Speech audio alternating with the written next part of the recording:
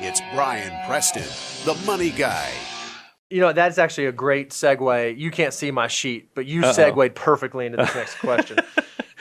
This is what Ryan said. So Ryan's about a couple years ahead of Andrew, and he said, I'm 38 years old with a net worth of 1.4 million That's and 3 awesome. kids. So this person has done very, very well at a very early age. I've always been an aggressive saver.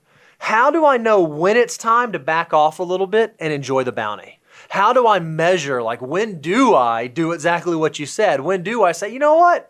I'm in a good spot. I can start enjoying things now. Maybe, you know, you told how'd you figure out how to do that? Well, I think it's, look, this is why we give you guidance and kind of things to base and benchmark your financial life off of. I've always liked, I know when I read The Wealthy Barber, and The Wealthy Barber, they talk about saving like 10%, you know, and that's good.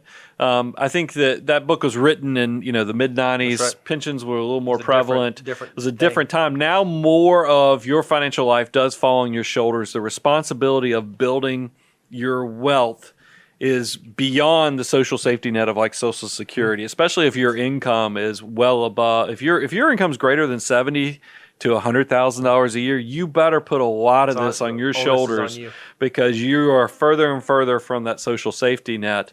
And the thing that I think we all know that this is out there, so we get excited, especially. And what's the gentleman's name? This is Ryan. So Ryan was he's very excited because, I mean, once you break 7 figures and he's in his 30s, it's a big deal. I mean, I got to think when he has a year like last year, which was horrible, but then turned out awesome, and he probably made, you know, 12, 13% in his portfolio, 14%, and then he looks at it and he goes, wowzer, I mean, I made 6 figures just off my army of dollar bills. You want to do more.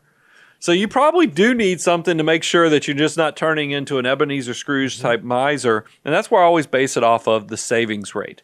We talk about once you get to 25% of your gross income, especially with somebody who's got over $1 million and they're not even In their 40 30s, years of age, especially with 3 children and a family, go out there and, you know, go make some memories, because you want to invest in experiences. Not only do you want to have an investment portfolio, but you also want to invest in experiences, because remember, memories have a tendency to blossom as you get older too. So even the cruddy vacations turn out to be great when you look back through history, because what's funny is Carter just came back from vacation. And I had flashbacks as he's sharing that, you know, when you're driving down to the beach and you have 2 little ones, because, you know, him and Beth have a little one.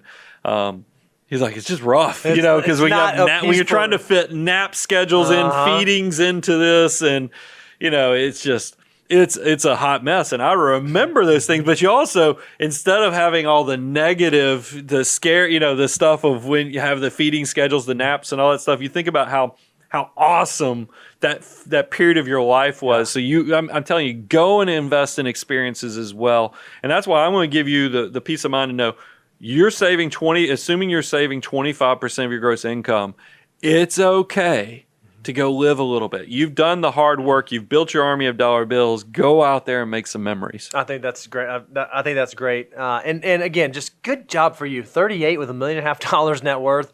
That's impressive.